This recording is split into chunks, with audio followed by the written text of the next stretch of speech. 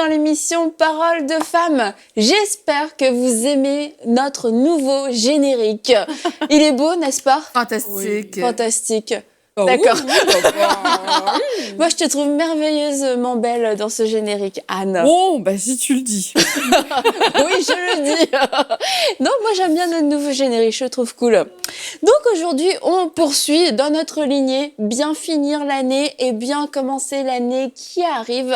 Et là, nous allons parler de la vision et des résolutions. Quelle est ta vision? As-tu une vision pour ta vie? Est-ce que, je suis sûre que vous toutes, vous avez des visions? Et j'aimerais qu'on commence en lisant Habakkuk 2:2. Oui, Habakkuk.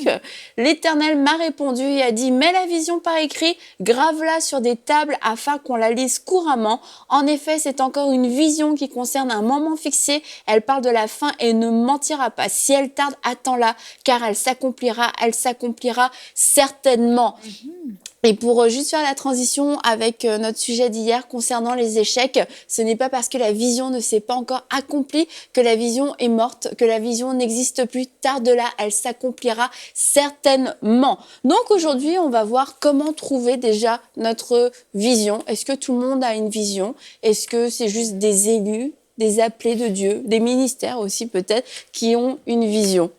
Absolument pas. D'accord. Parce qu'on a tous, on a un appel, oui, si on fait partie d'un ministère, on peut avoir un appel commun, mais on a tous un appel personnel, tous à chacun, à soi. On est tous redevables devant Dieu, on a tous notre propre relation avec Dieu.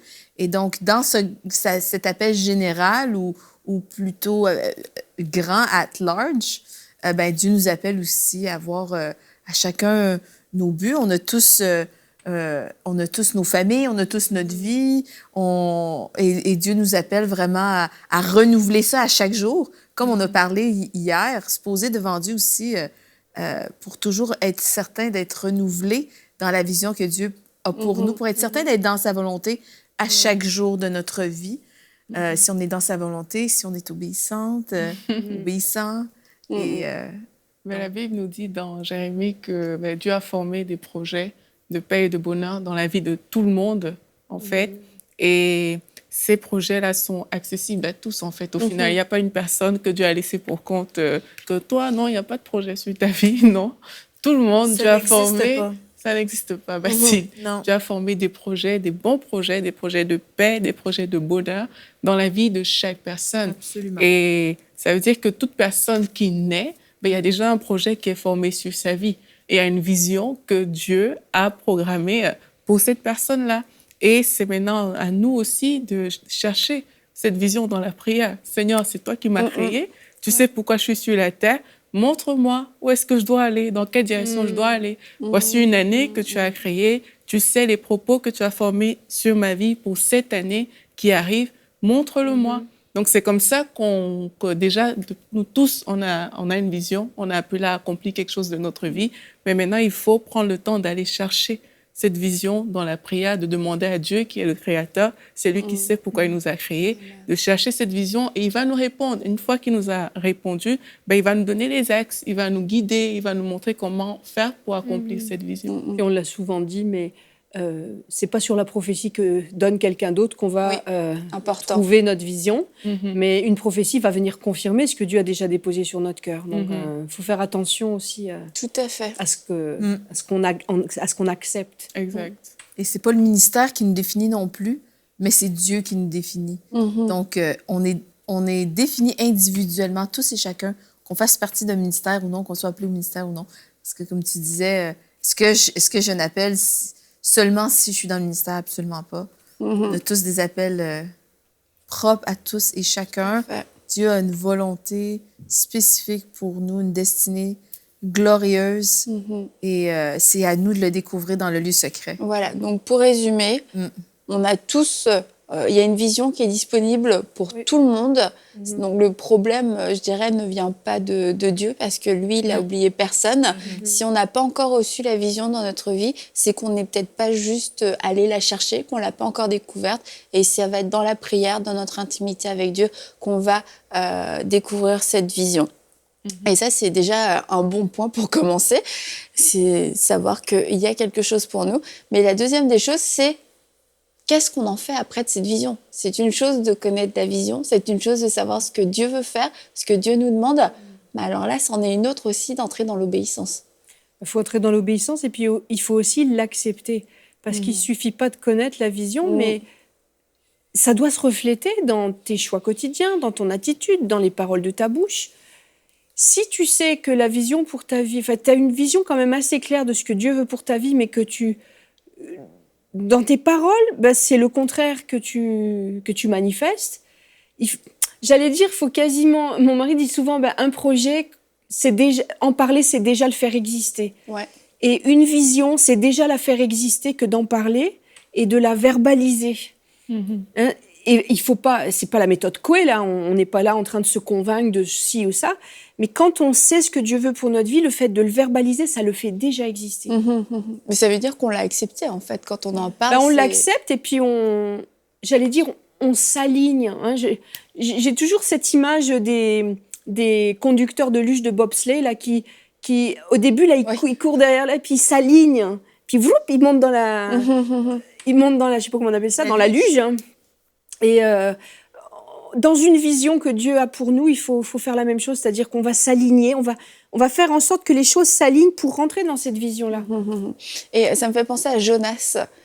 Jonas, Dieu lui dit, va à Ninive. Et là, tu te dis, selon nos paroles, mais nos actions aussi, à Ninive, écoute, moi, je vais plutôt aller ailleurs. En Espagne. Parce que Ninive, ça me dit pas. Et quelquefois, Dieu nous dit, va à droite. Non, je vais aller à gauche. Et là, après, c'est vrai, on arrive à la fin d'une année ou à un tournant dans notre vie. Seigneur, vraiment, je comprends pas. J'ai l'impression que je fais du surplace. J'ai l'impression que tout le monde avance, sauf moi. Mais parce qu'en fait, à la base, on a reçu, Dieu nous a communiqué la vision, mais il nous a dit d'aller, je sais plus ce que j'ai dit au début, à droite. Et puis, on est parti à gauche. Et en fait, ça, je crois que c'est un problème qui est assez récurrent. C'est pas forcément pour les grandes directions ça peut être pour les grandes directions de notre vie, mais on n'est pas forcément entêté pour tout. Mais il y a des choses pour lesquelles on a du mal à lâcher le morceau, on a du mal à dire « Ok Seigneur, j'accepte et je me soumets à ta volonté. » Quand on reconnaît que Dieu a des projets de paix et de bonheur pour nous, un avenir et de l'espérance, eh bien, comment ne pas se confier en Dieu dans ce qu'il nous demande, quand on sait qu'il a le meilleur pour nous? Pour moi, je me dis, si on est fidèle dans les toutes petites choses que Dieu nous demande, ça va être beaucoup plus facile d'être fidèle dans les grandes. Moi, je me suis fait dire ça dès le début de ma vie chrétienne. Ça m'a marqué. C'est simple.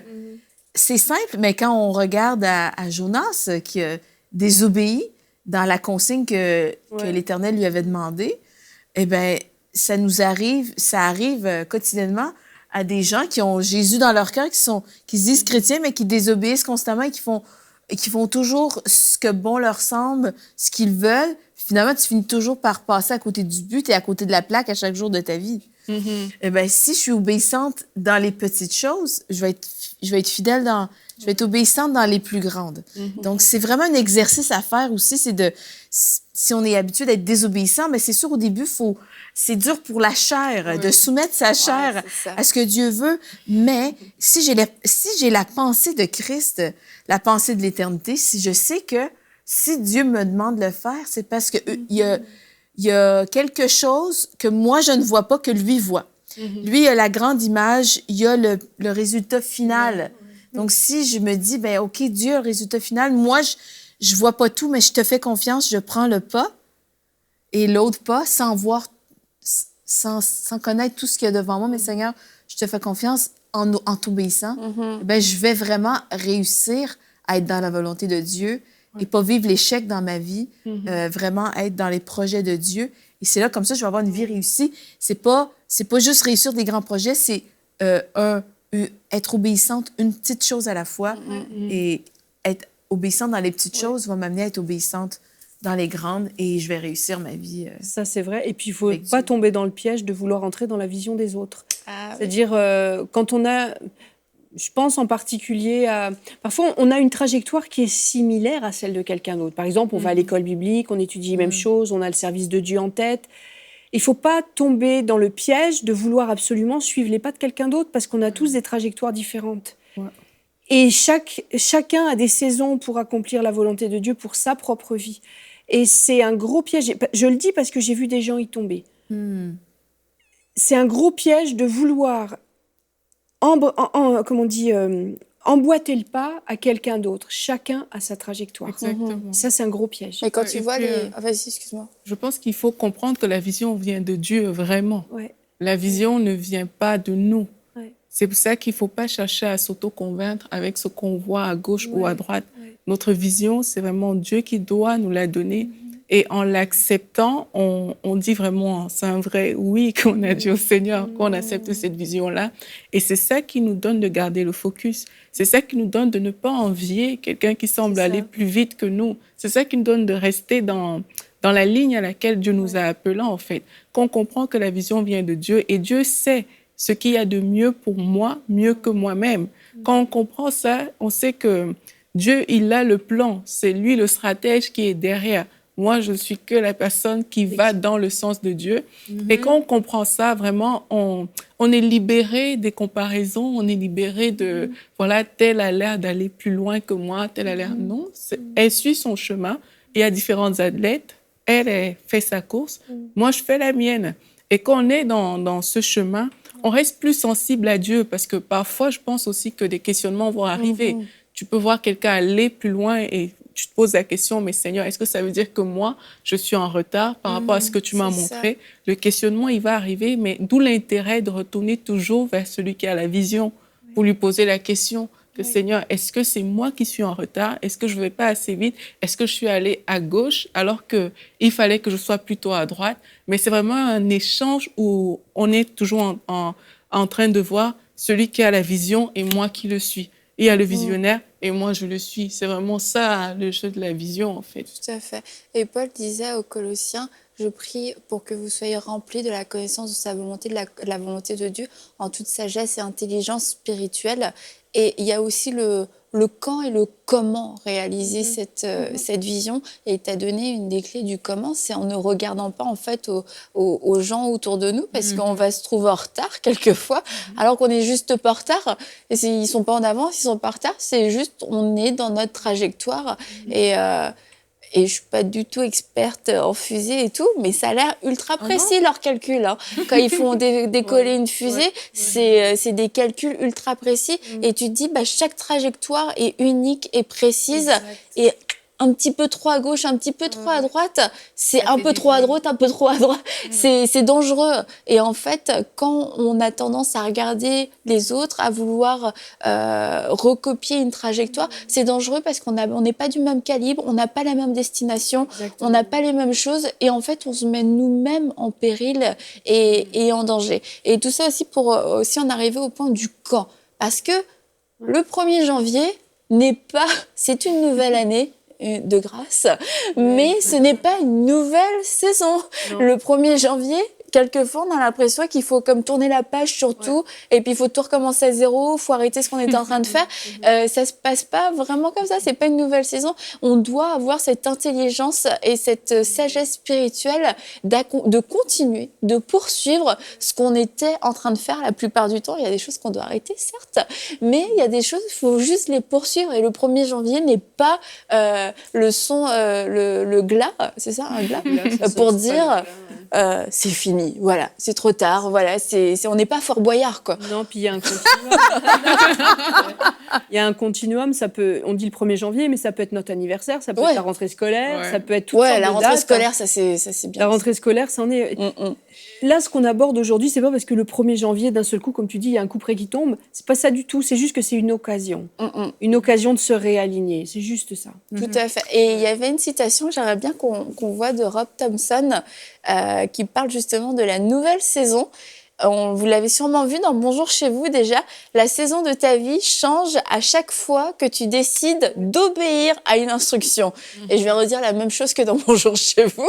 Mais j'ai trop aimé cette citation. C'est que c'est l'obéissance qui provoque la nouvelle saison. Et c'est pas la lassitude, et c'est pas non plus une persistance à désobéir qui provoque une nouvelle saison. J'ai obéi, on va à l'étape supérieure. Mais c'est comme ça que ça devrait fonctionner finalement, les nouvelles saisons. J'aime qu'on parle de la nouvelle saison parce que... It's a new season.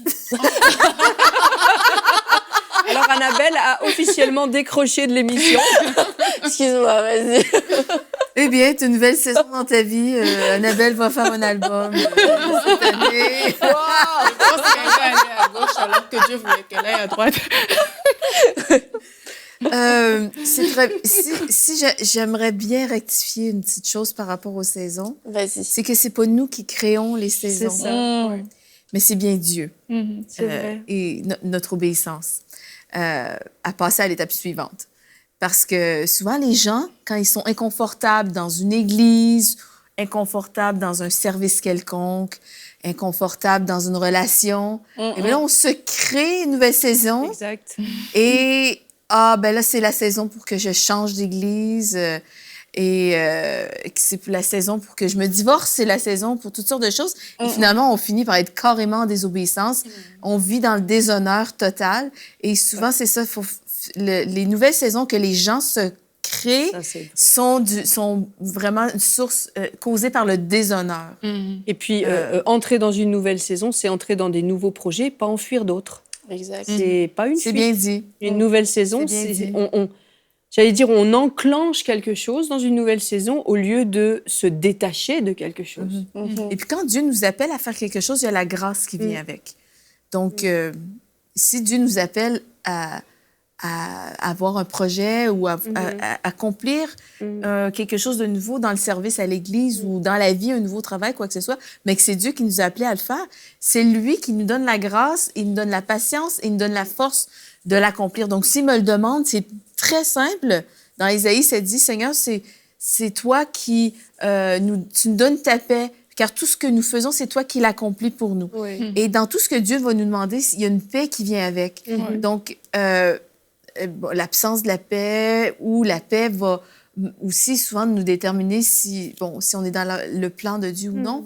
Mais sachons que c'est Dieu qui crée, c'est Dieu qui commence les nouvelles saisons et pas nous parce qu'on est tanné de quelque chose, parce qu'on fuit quelque chose, parce qu'on fuit une relation toxique ou quand on dit je rentre dans une nouvelle saison, souvent c'est qu'on essaye de justifier un manque de loyauté. Ou de la désobéissance. Ben, ça en est. Voilà. La paix, c'est vraiment le guide pour savoir si on doit quitter quelque chose ou pas. Parce que ça peut arriver de quitter aussi, de lâcher prise sur certaines choses. Et c'est vraiment la paix. Il faut que la paix de Dieu nous dirige à ces moments-là. On ne peut pas juste partir parce que notre chair a décidé. Et puis, il faut qu'on comprenne aussi, je pense qu'il y aura toujours des tests, il y aura toujours des choses qui sont inconfortables pour nous dans tout ce qu'on a appelé à faire. Et ce n'est pas parce que quelque chose est inconfortable, on n'est pas conforme à ce que ma chair aurait voulu pour ce moment-là, que ça signifie que je dois dire ciao, ciao, bye, bye, c'est une nouvelle saison. Non, c'est dans ce qu'on est en train de vivre, il y a un parcours, et dans ce parcours, il y a un cheminement. Il y a des choses qui ne seront pas toujours faciles, il y a des choses qui ne seront pas simples, mais ce n'est pas parce que c'est difficile qu'on doit aller dans une nouvelle saison. Donc vraiment, d'où l'intérêt d'être connecté toujours à Dieu, parce que c'est lui qui nous donne cette paix dont on a parlé pour nous dire, mais il faut que tu restes là, même si c'est dur, tu dois être là, sur ce chemin-là. Et c'est lui qui nous donne la force aussi de pouvoir aller plus loin. Mathilde parlait de grâce, c'est vraiment cette force que Dieu met en nous pour qu'on puisse traverser tout ce par quoi on doit passer par ce moment, sans juste se laver les mains et dire c'est fini, bye bye. Il faut vraiment qu'on soit attentif à ces choses-là pour ne pas commettre des erreurs. Et quand les gens nous regardent, je crois que les gens devraient pouvoir discerner, en tout cas en partie, quelle est notre vision. Parce qu'on doit porter du fruit dans certains domaines de notre vie. On doit poser des actes, on doit voir un effort qui a été fourni quelque part, du temps qui a été dégagé pour une certaine chose.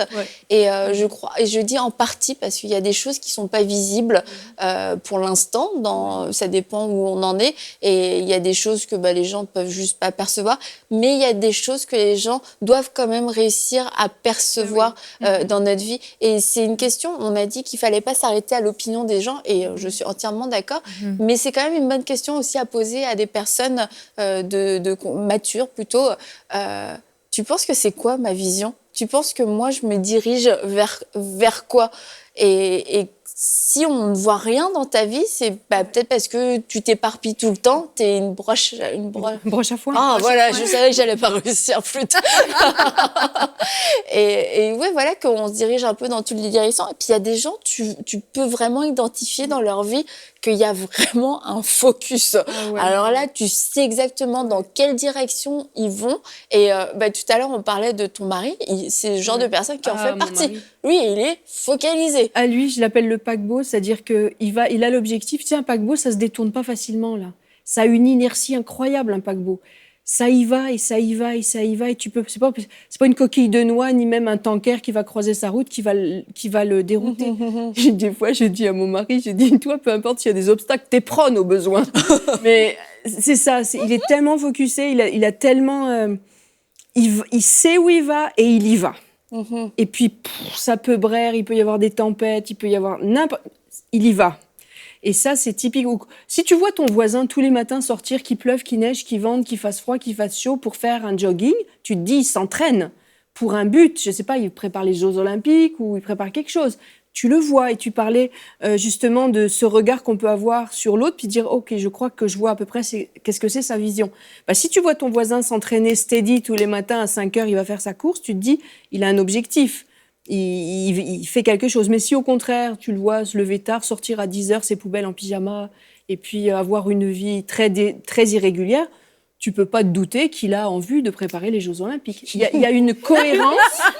Il y a une cohérence entre le comportement et la vision. Tout à fait. C'est la même chose dans notre vie chrétienne. Si tu vois quelqu'un qui est vraiment... C'est un mot anglais, excusez-moi, j'ai pas le mot français, steady, là.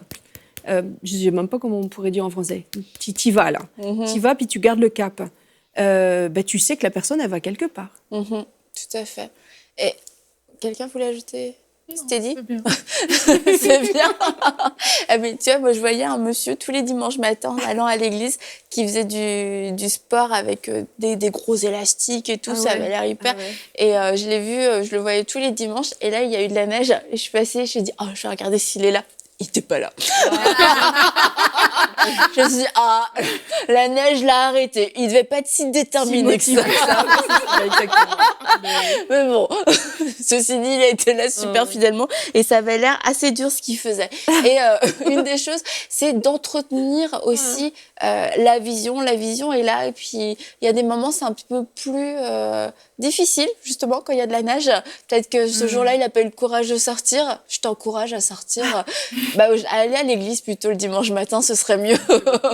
Et aller faire du sport plus tard. Mais d'entretenir la vision. Puis on parlait du cahier, on disait, tout le monde n'écrit pas, etc. Et c'est vrai, tout le monde n'écrit pas, mais on doit avoir un moyen de se rappeler quelle est notre vision pour pouvoir la relire, pour pouvoir se rafraîchir durant l'année, se rappeler qu'est-ce que Dieu m'avait dit. Parce que c'est comme quand quelqu'un te dit quelque chose, et dès quand tu joues au téléphone arabe, la version commence à changer. Alors selon si t'es fatigué, démotivé, quelqu'un t'a dit autre chose, tu sais, d'un seul coup, peut-être que la parole de Dieu, tu penses que tu l'as encore, mais si tu la reformules le 31 décembre et que tu écris ce que tu crois avoir compris de ce que tu te souviens et tu as l'impression que c'est la vérité en plus, et que tu reprends la parole que Dieu t'avait donnée en début d'année, il peut peut-être y avoir comme une différence. Là, tu as écrit le tiers du tiers du tiers du tiers de ce que tu avais eu au début. Ça me fait penser à Marie, la parole de Dieu dit qu'elle repassait ces choses dans son cœur. Et les choses qu'elle repassait dans son cœur, c'est la visitation de l'ange. L'ange, oui. Et puis, je me dis, cette femme-là a dû avoir tellement d'opposition. On a dû raconter toutes sortes de ragots à son sujet parce qu'elle est enceinte, pas mariée. Donc, il fallait qu'elle repasse dans son cœur ce que l'ange de l'Éternel lui avait dit pour garder son cœur. Parce qu'elle se dit, mais tu sais, pourquoi moi? Et pourquoi on dit ces choses-là, des mensonges à propos de moi ou toutes sortes de méchancetés? Et elle repassait ces choses dans son cœur. Donc, ça l'a aidé à garder le cap, la mission que Dieu lui a confiée. C'est la plus grande mission, une des plus grandes missions. Mais de repasser dans les vrais termes la vision que tu as, ça va faire taire les mensonges. Parce que l'ennemi va toujours essayer de diminuer, d'affadir, de tourner les coins ronds. Et quand tu l'écris, c'est un bon moyen de la garder. Parce que là, tu peux y revenir, tu peux la relire, tu peux vraiment en garder toutes les facettes. Tout à fait. Moi, je le fais souvent, c'est dans mon cahier. Oui, Aurélie. Je l'ouvre et je commence à lire parce que Dieu nous guide aussi étape par étape. Ouais. Et là, je vois la grande vision, je vois le fruit de mes méditations, qu'est-ce que Dieu m'a dit. Et parfois, quand j'ouvre mon cahier et que je lis, franchement, si tu veux avoir un regain d'énergie, de la force pour aller de l'avant, c'est pendant ces moments-là. Parfois, on ne sait même plus trop quoi faire, où aller, il y a trop d'activités, il y a trop de choses qui nous entourent. Mais juste le fait de reprendre ce cahier-là et de commencer à le lire, ça replace des priorités dans le bon ordre, tout s'aligne conformément à ce que tu dois faire. Il faut se souvenir, je sais qu'il y en a qui se souviennent de leurs anniversaires, mais il faut se souvenir des temps de réveil de notre vie. Moi, je sais par exemple qu'en septembre l'année dernière, j'ai eu vraiment un temps de réveil spectaculaire avec le Seigneur. Et toutes les choses que j'ai écrites pendant cette période-là, elles ont plus de valeur que le reste. Parce que c'était, je le sais, c'était un temps de visitation particulière. Et quand je vais relire ces choses, ça me remet les idées claires. Parce qu'à cette époque-là, j'avais une vision très claire des choses. Et donc, de les relire, ouais, c'est vrai, c'était ça. Oui, c'est bon. C'est comme si vous êtes un peu dans le brouillard, mais que vous avez comme le paysage dégagé en face de vous. Mais vrai, c'est vraiment ça. Et souvenez-vous de vos temps de réveil personnel. Souvenez-vous-en même encore plus que les anniversaires. Parce que revenez sans cesse dans vos... Moi, j'ai un cahier aussi et je note tous les jours ce que je lis et ce qui me touche. Et si le Seigneur me dit des choses, je le note. Si j'ai des visions, je les note. Et je me souviens de mes moments de réveil personnel. Et quand je retourne aux époques dont je me souviens, ah ouais, c'est vrai, Seigneur, tu m'avais dit ça. J'avais presque oublié. Ah oui. Et là, c'est vraiment très clair. Donc, souvenez-vous de vos moments de réveil personnel. Parce et puis, que... déjà, il faut en avoir. Oui. Je vous encourage à aspirer à des moments de réveil personnel et souvenez-vous-en. Et d'avoir ces paroles, on va pouvoir aussi les parler, les déclarer. Et ça va se ressusciter en nous cette fois et puis nous replacer dans ces temps de réveil finalement. Ah, je vivais ça, j'aspire encore à revivre ces temps-là et à diriger nos actions. Est-ce que ça va faire avancer la vision que Dieu m'a donnée ou alors est-ce que je suis en train de m'en écarter petit à petit et parce que finalement nos petites décisions doivent avoir pour but d'atteindre cette grande vision et de se rappeler de la vision, eh bien, c'est un bon moyen pour prendre les bonnes décisions. Et j'aimerais terminer en vous lisant un passage dans Romains 4 qui nous parle d'Abraham. Abraham ne douta point par incrédulité au sujet de la promesse de Dieu, mais il fut fortifié par la foi, donnant gloire à Dieu et ayant la pleine conviction que ce qu'il promet, il peut aussi l'accomplir. Et j'aimerais vraiment vous laisser avec ce passage qu'Aurélie aime beaucoup, que j'aime beaucoup, que nous aimons beaucoup, que vous aimez beaucoup, pour que vous puissiez vous fortifier dans la foi, vous rappeler ce que Dieu vous a dit, la promesse que Dieu vous a donnée et que vous ne doutiez pas, que vous croyez que Dieu va l'accomplir, que Dieu est fidèle. On se dit à demain pour une prochaine émission de Paroles de Femmes.